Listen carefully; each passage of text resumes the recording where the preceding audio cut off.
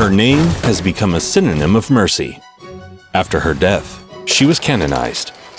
But few people know that before Mother Teresa's death, an exorcism rite, that is, the expulsion of the devil, was performed on her.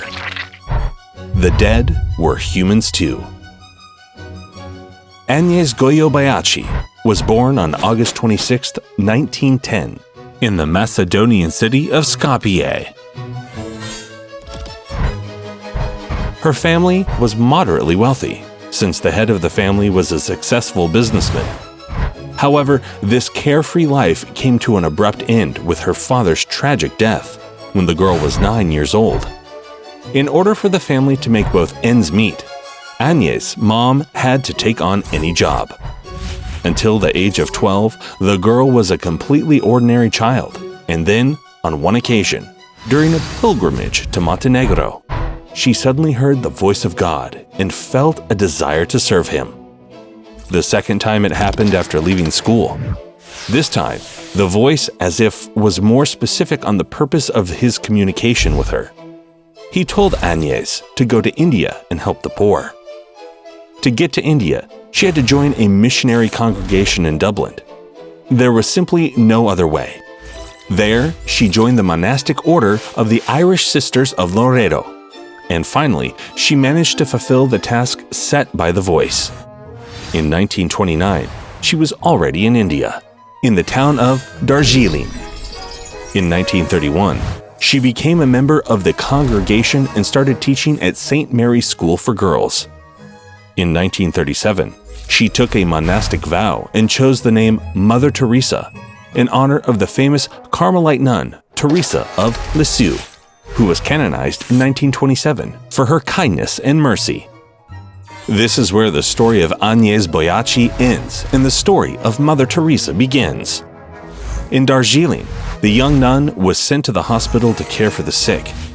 Few years later, she was appointed director of the Bengali department of St. Anne's School. Very close to the educational institution were nightmarish slums. Every day, the nun came across the horrors of poverty, hunger, and death on the streets. But she didn't even know whom to turn to for help. The question was resolved unexpectedly, although in her case, it was rather expected. In 1946, during a pilgrimage, Mother Teresa heard the voice again. As before, he gave her pretty clear instructions. The voice told her to leave the monastery and live among the poor. Paradoxically, both the abbess of the monastery, to whom Mother Teresa turned, and the Archbishop of Calcutta considered her desire to leave the moderately comfortable life in the monastery in order to live on the street among the poor and sick as completely absurd. Thus, she got the permission to leave the order and went on to fulfill the mission destined for her from above. She left for Calcutta. Next, you will find out why Mother Teresa was accused of taking money from drug lords, financial scammers, and political dictators. The poverty that reigned in India at the time could frustrate anyone, but not Mother Teresa, who came here to fight it. Once on the street, she saw rats huddled around a woman's body. After driving them away, Mother Teresa was surprised to find that the woman whose flesh was being eaten by the rats was still alive. Someone else in her stead would have fainted at the sight, but she lifted the unfortunate woman and took her to the hospital. Similar cases were all too frequent, and a fundamental solution to the problem was needed. Mother Teresa requested for and was granted by the city authorities a room where the disadvantaged could be provided with at least a minimum subsistence. This is how the world's first home for the dying appeared. Later, such houses became known as hospices.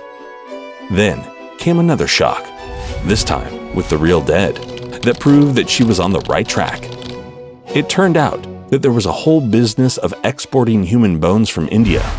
This product, the unclaimed dead bodies lying on the streets, was widely used in the world for anatomical purposes.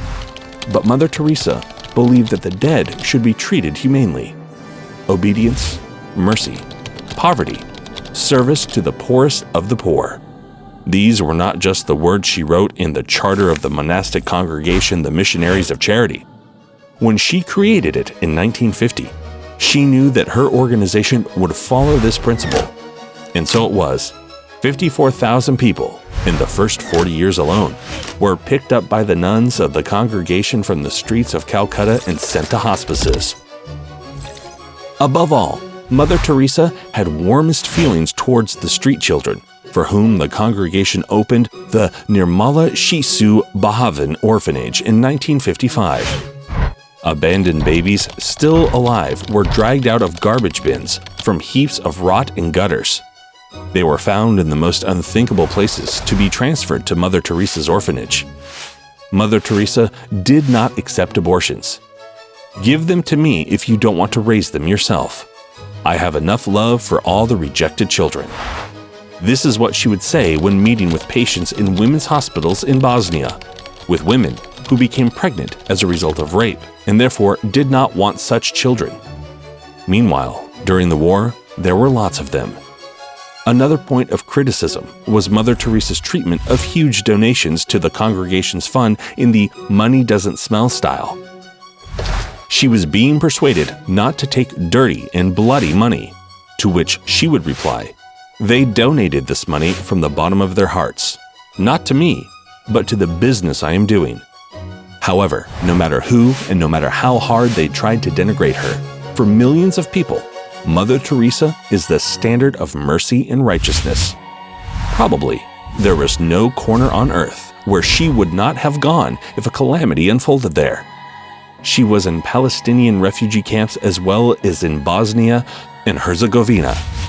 In 1982, during the siege of Beirut, she persuaded Israelis and Palestinians to stop fighting in order to save 37 children trapped in a frontline hospital. Mother Teresa visited Ethiopia during a drought, Guatemala after an earthquake, the USSR after the Chernobyl accident. She helped the victims of the earthquake in Spitak, Armenia, and many other victims of various disasters. In 1979, Mother Teresa was awarded the Nobel Peace Prize. She deposited the entire amount, 800,000 Norwegian kroner, into the fund's account, which was quite expected of her. What was unexpected, almost shocking, was that she refused to attend the banquet, explaining that she could not indulge in gluttony when people in the world are dying of hunger. She never violated her own charter, or rather code of honor. The life of this amazing woman came to an end on September 5, 1997 in India, while on September 4th, 2016, the Catholic nun Mother Teresa of Calcutta was canonized, that is, officially became a saint. As for whether exorcism was performed on Mother Teresa or not, there is no clear answer, and it is hardly needed by those thousands of people whom Mother Teresa helped during her lifetime, and those who still receive help through hundreds of organizations created by her congregation and operating in hundreds of countries around the world. Do you think that Mother Teresa did the right thing by taking dirty money for noble purposes? If you like this video, don't forget to like and subscribe to our channel for more videos in World Made Men series. Thank you for watching.